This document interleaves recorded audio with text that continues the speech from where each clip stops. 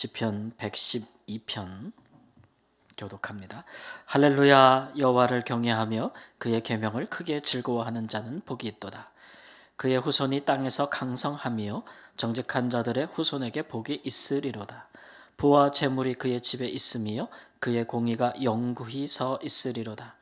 정직한 자들에게는 흑암 중에 빛이 일어나니 그는 자비롭고 긍휼이 많으며 의로운 이로다. 은혜를 베풀며 꾸어주는 자는 잘 되나니 그 일을 정의로 행하리로다. 그는 영원히 흔들리지 아니하며 의인은 영원히 기억되리로다. 그는 흉한 소문을 두려워하지 아니하며 여호와를 의뢰하고 그의 마음을 굳게 정하였도다. 그의 마음이 견고하여 두려워하지 아니할 것이라. 그의 대적들이 받는 보응을 마침내 보리로다. 그의 재물을 흩어 빈궁한 자들에게 주었으니 그의 의가 영구히 있고 그의 뿔이 영광 중에 들리리로다. 악인은 이를 보고 한탄하여 이를 갈면서 소멸되리니 악인들의 욕망은 사라지리로다. 아멘. 시편 112편도 111편과 같이 지혜의 시에 속합니다. 그리고 성경을 보면 이렇게 너무 똑같다, 내용도 주제도 비슷하구나, 시작도 비슷하다 이렇게 하죠. 그래서 이 두 편을 쌍둥이 시편이라고 해요. 그래서 사실 뭐 어제 얘기한 것처럼 암송을 목적으로 지은 시기 때문에 역시 알파벳 순서대로, 그래서 히브리 알파벳 순서대로 1절부터 쭉 나가면서 이렇게 한 문장씩 되어 있기 때문에 외우기 좋습니다. 주제도 같고요. 여호와를 경외하며 그의 계명을 지키는 것에 대해서 이야기하고 있죠. 이제 앞편에서는 그것이 지혜의 근본이다. 그래서 여호와의 계명을 지키는 사람은 지각 있는 사람이다. 이렇게 이제 이야기를 하죠. 어제 살펴본 내용입니다. 오늘은 이제 그런 사람이 복이 있다라고 말하는 겁니다. 어떤 복이 있느냐 그러면 쭉 나열하는 거 보니까 후손들이 강성하고 잘 된다는 거죠. 그리고 그 집안에 부와 재물이 있다라고 이제 이야기하는 것입니다. 그리고 뭐 베풀어 준다, 꾸어 준다, 잘 된다. 그다음에 흉한 소문이 있어도 두려워하지 않는다. 그리고 대적들이 보응을 받는 걸 본다. 뭐 이런 내용들, 그 뿔이 영광 중에 들린다, 높아진다 이런 표현들. 그래서 하나님을 경외하고 그의 계명을 지키는 자들이 받는 복에 대해서 쭉 열거하고 있는데 우리 모두 다 받고 싶은 것입니다. 그리고 이제 또 하나 언급되고 있는 게 이제 자주 언급되는 모든 구절 뒤에 언급되고 있는 것이 바로 의입니다. 의. 그래서 이제 앞에 언급된 것들 주로 이제 부와 재물이죠. 그러니까 부와 재물과 그리고 의라고 할 수가 있습니다. 이것이 이제 그 받는 복이죠. 근데 이제 구절상 우리가 이제 대꾸라고 하는데, 그럼 어떤 것이 더 이제 좋은 복이냐? 라고 이야기하면 이제 그 의가 더 좋은 것이라고 이야기합니다. 왜냐하면 의는 영원히 있는 것이라고 이야기하거든요. 영원히 있는 것이고 영구 있는 것이다. 이렇게 이야기를 합니다. 근데 부와 재물은 자꾸 줘야만 되는 것이에요. 그죠? 흩어야만 되는 것이고 꾸어 주어야만 되는 것이고, 그래서 이제 그거는 재물은 이렇게 사라지는 것이죠, 사실. 그렇기 때문에 진실한 복이 무엇이냐 그러면 이제 의라고 이야기를 합니다. 그래서 구약 성경에서는 최고의 복을 의인이 되는 것이라고 이야기하죠. 그래서 부와 재물을 하나님께서 주시는데 그것을 의롭게 사용하여서 정말 의인이 되는 것, 그것이 목표라고 이야기하는 거니까 부와 재물은 사실상은 이제 수단이에요. 목적이 될 수는 없고, 그것을 가지고 이제 여호와를 경외하는 사람들은 이제 가난한 사람들을 돕고 빈궁한 사람들을 돕고 또 은혜를 베풀고 막 이러기 때문에 그것이 그의 의가 된다는 겁니다. 그래서 부와 재물은 자꾸 사라지는 것이지만, 나눠주는 것이지만 그 의는 영원하다. 그 의는 영원하다. 악인들이 그걸 보고 배아파한다. 이제 뭐 이런 주제로 되어져 있는 것입니다.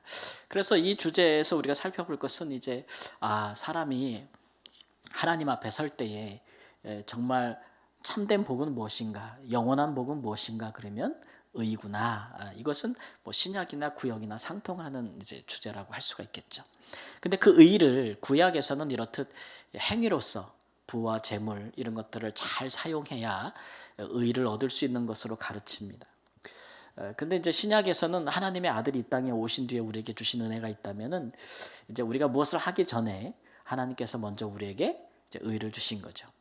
이제 그런 것으로 의를 가질 사람이 없다는 겁니다. 예. 그래서 먼저 우리에게 예수 그리스도 하나님의 아들의 의를 우리에게 주시는 거죠, 은혜로. 그리고 나서는 그 의에 이제 합당하게, 받은 의에 합당하게 살아라. 이렇게 이제 말씀하고 있는 게 좀 달라요. 그러니까 순서가 좀 다른 거예요. 그러니까 구약에서는 내가 의를 얻기 위해서 잘해야 돼요. 뭐든지. 특별히 재물과 물질에 관해서 잘해야 돼요. 그래서 이것을 이제 재물을 이렇게 사용하다 보면은 이게 재물을 쓰는 사람들이 얻는 유익이 있습니다. 그러니까 이제 재물을 축적하는 것보다 재물을 이렇게 오늘 말씀해 보면은 자비를 베풀고 긍휼을 베풀고 또 이제 은혜를 베풀고 막 주고 또 빈궁한 자들을 돕고 막 이런 일들을 하면서 사람들이 경험할 수 있는 것은 은혜를 베푼다는 게 뭔가, 자비를 베푼다는 게 뭔가, 가난한 사람을 돕는다는 게 무엇인가를 알 수가 있죠. 근데 사실상 이것은 이제 하나님이 하시는 일이기도 합니다. 그러니까 하나님은 인자하고 자비롭고 은혜를 베푸시잖아요. 그러니까 우리가 그런 입장에 서 보면 이제 그런 입장에서도 우리가 이제 배울 점들이 있어요. 그러니까 하나님은 우리가 하나님 이렇게 받으면서 누리는 유익도 있지만 하나님처럼 베풀면서 이제 하나님에 대해서 알기를 바라죠. 알기를 바라죠. 그래서 베푼다는 것이 우리가 생각할 때는 이렇게 모으는 것이 어렵고 또 베푸는 것은 굉장히 쉬울 것이라고 생각을 하거든요. 부와 재물을 쌓고 모으는 것이 어렵지 주는 것이 뭐 어렵겠느냐 이렇게 생각하지만 그렇지 않습니다. 재물을 모으는 것도 물론 어렵습니다. 수고해야 되고 뭐 온갖 노력을 다 해야 되고 뭐 아껴야 되고 또 지혜가 필요하고 지식이 필요한 일이죠. 근데 주는 것도 굉장히 속 터지는 일입니다. 왜냐하면 줘서 이렇게 잘 주지 않으면 잘 되는 경우가 별로 없습니다. 그리고 줬다고 해서 그렇게 받은 사람들이 그렇게 준 사람의 마음을 잘 헤아려 주는 것도 아닙니다. 그래서 이렇게 일방적으로 주는 사람들이 더 을이 돼요. 갑이 되는 사람, 받는 사람들이 갑이 됩니다. 여러분 자식한테 갑이에요, 을이에요? 갑이에요, 을이에요? 을이잖아. 아니 내가 다 줬어. 내 몸에서 내 배에서 난 놈들이고 아기 때부터 다 줬어 지금까지. 계속 주기만 한데도 나는 을이야. 걔네들은 받기만 한데도 항상 갑이야. 네. 그러면 누가 더 마음이 달아요? 자식이 부모 생각해서 가슴이 달아요? 부모가 늘 자식을 생각해서 가슴이 달아요? 그렇잖아요?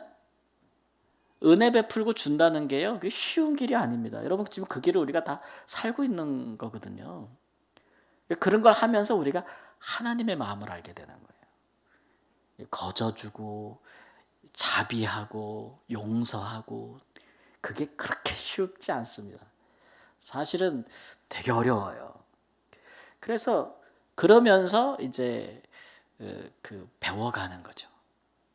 의가 무엇인지, 사랑이 무엇인지.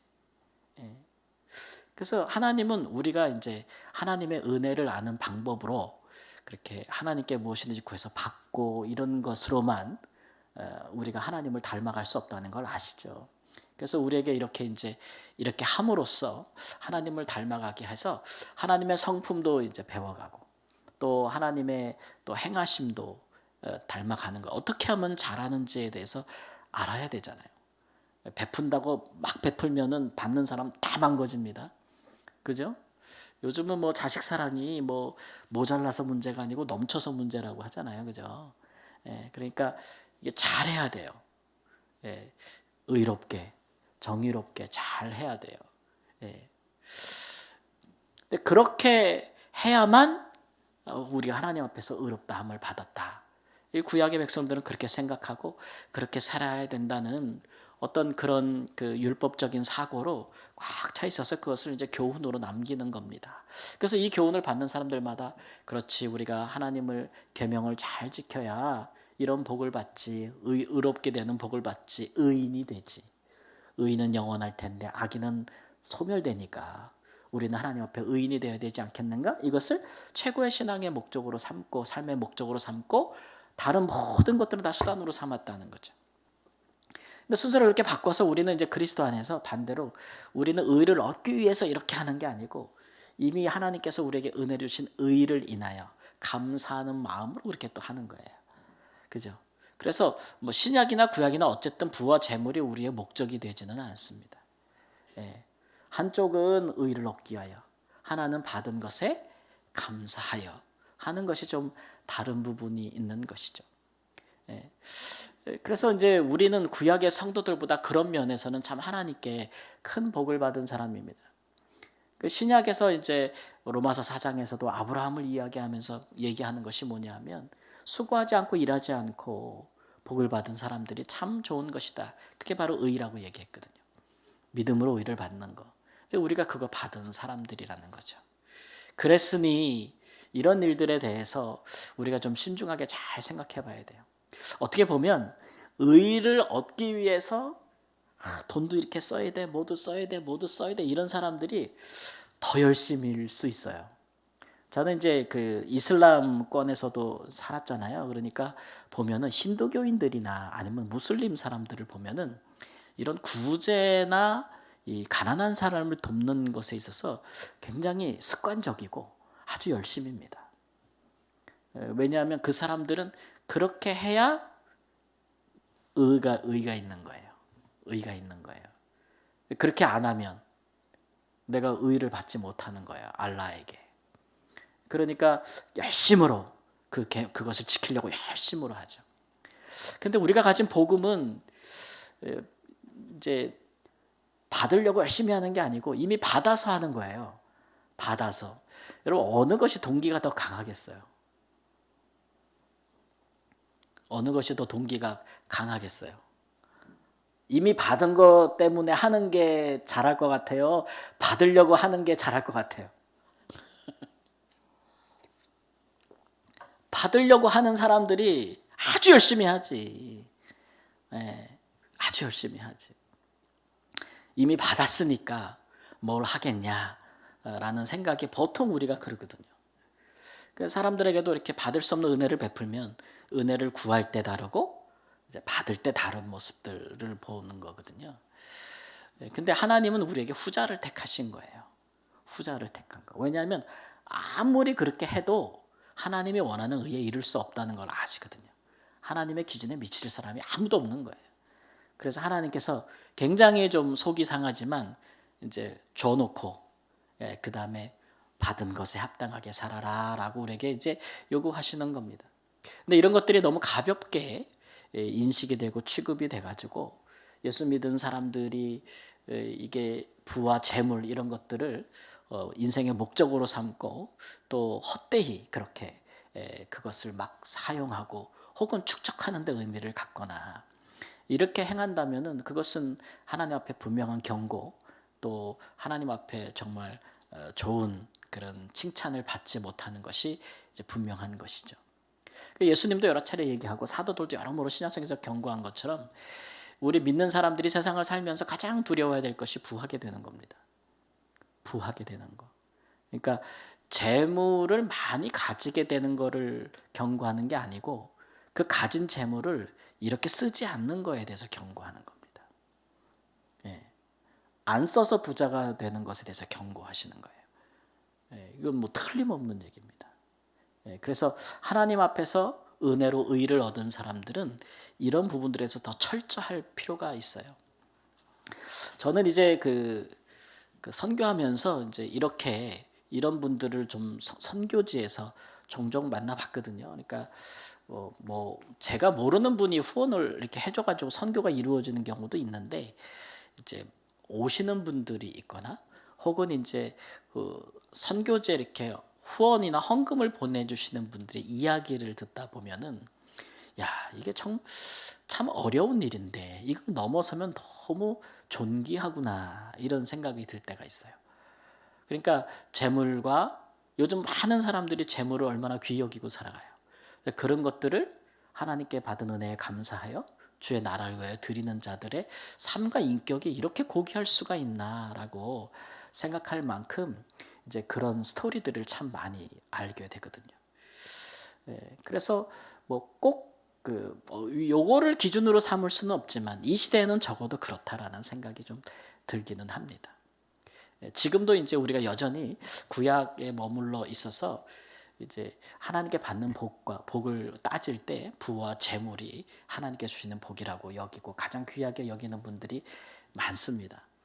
그러나 그것은 이제 하나님의 아들이 오시기 전에 우리에게 말씀하신 것이고 하나님의 아들이 오신 이후로는 우리가 부와 재물을 통하여 어떻게 우리의 의와 또 우리가 받은 복이 드러나지 않아요. 우리는 이미 의로운 사람들이고 이미 예수 그리스도 말미암아 복을 받은 사람들이고 하나님의 나라를 위해서 부와 재물을 감사함으로 쓰라고 하나님께서 우리에게 말씀하신 말씀을 가지고 있는 사람들이니까 그에 합당하게만 쓰면 되는 것인데 여전히 부와 재물을 목적으로 삼고 그것에 연연해하면서 오늘날도 보세요. 지금 뭐 전쟁 터지고 막 이러니까 막 그냥 뭐 경제 지표가 막 그냥 하늘로 솟았다 땅으로 꺼졌다가 막 그러면서 그 마음에 천국과 지옥을 오가는 사람들이 얼마나 많겠어요. 얼마나 많겠어요. 그죠? 그게 인생의 목적이면 거기에 모든 것을 걸었으면 거기에 뭐 영혼까지 다 끌어 담았으면 그건 뭐 그 수치가 등락하고 막 이럴 때 그 사람의 영혼도 마음도 심령도 다 그럴 것이에요. 그렇죠? 그러나 오늘 말씀처럼 의인은 그런 일에 흔들리거나 두려워하지 않는다. 하나님께서 우리에게 주신 의인은 영원하다. 빼앗기지 않는다라는 사실들을 아시고 보이는 것들은 과감하게 있어도 되고 없을 때도 있고 있을 때도 있고 있으면 은혜롭게 베풀고 없어도 하나님께서 주신 것이 있으면 감사하고 그런 것들은 좀 유동적으로 주시고 잡을 수도 있고 놓을 수도 있고 많기도 하고 적기도 하고 그러나 그리스도 안에서 우리에게 주신 의가 있음을 감사하면서 그것이 우리에게 삶의 영원한 목적과 기초가 되어서 그것으로 인해서 부유한 삶을 살 수 있기를 우리 예수님의 이름으로 축원합니다. 아멘.